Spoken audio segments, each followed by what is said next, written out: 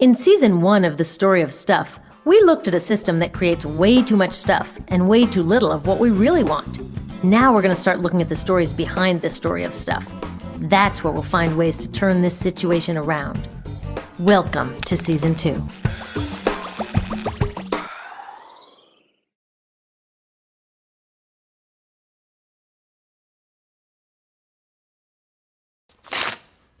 These last few years, I've had to get a lot more careful about how I spend my paycheck. Everyone has.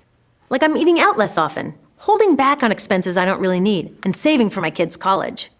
I'm getting more responsible, taking control of how I spend. But one thing I can't control is that every month a big chunk of my paycheck goes off to our government. It's not the most fun part of my budget, but I believe in paying taxes.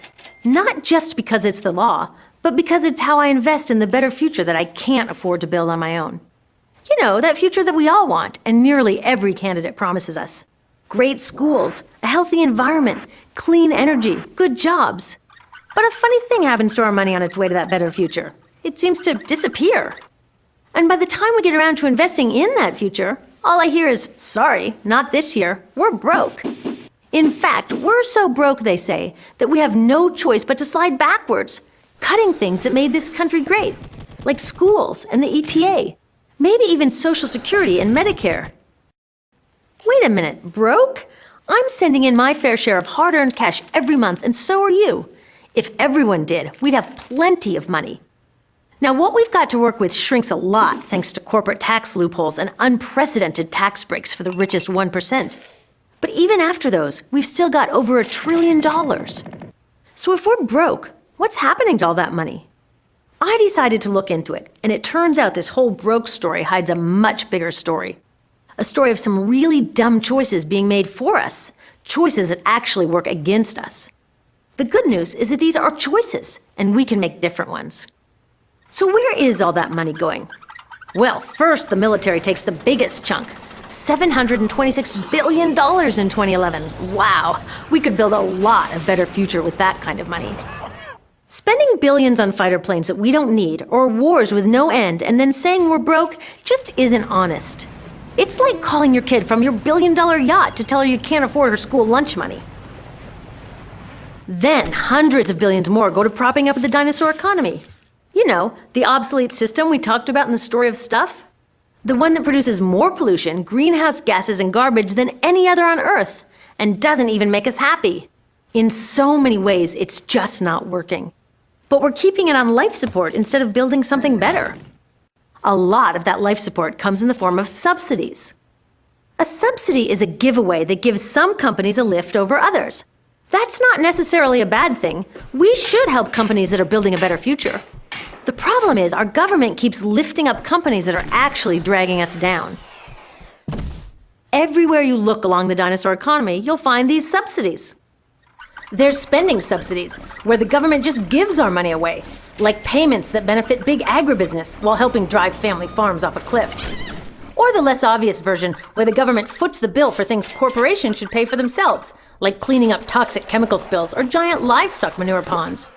Or building roads that only go to one place, like a new Walmart. Or paying for polluting and wasteful garbage incinerators that would never make financial sense to build on their own. Then there's tax subsidies, which excuse big corporations from contributing their fair share, like the enormous tax breaks granted to oil and gas companies, even in times of record profits.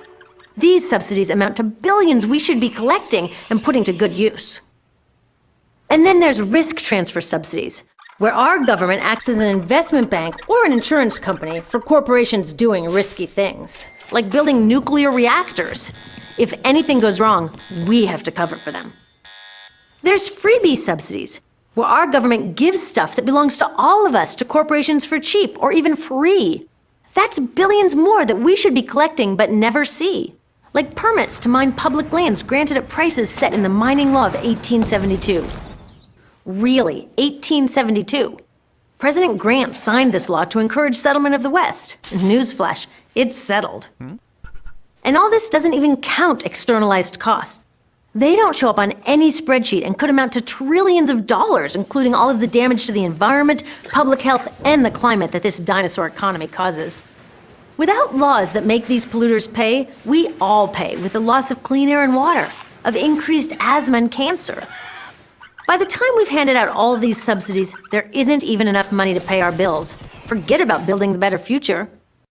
So why is there always enough money for the dinosaur economy, from big oil to bailouts for big banks, but when it comes to building a better future, we're supposedly broke? Maybe it's because these guys know how to ask for it. Their lobbyists and giant campaign contributions let our government know what they want and what they'll do if they don't get it. And it works. U.S. senators who voted to keep big oil subsidies in 2011 had received 5 times more in big oil campaign cash than those who voted to end them.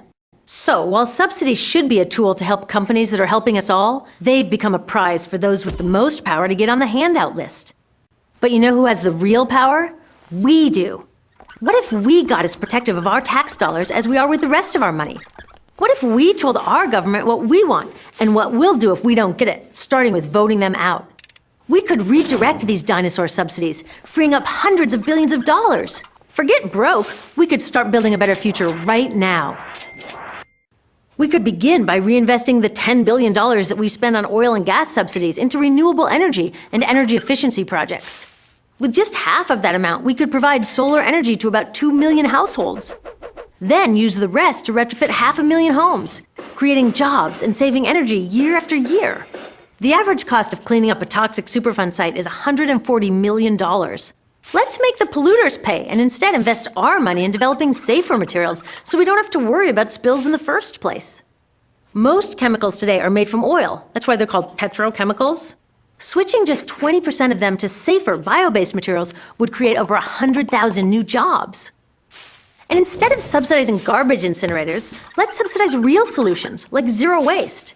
Raising the U.S. recycling rate to 75% would result in 1.5 million new jobs, with less pollution, less waste, and less pressure to harvest and mine new stuff.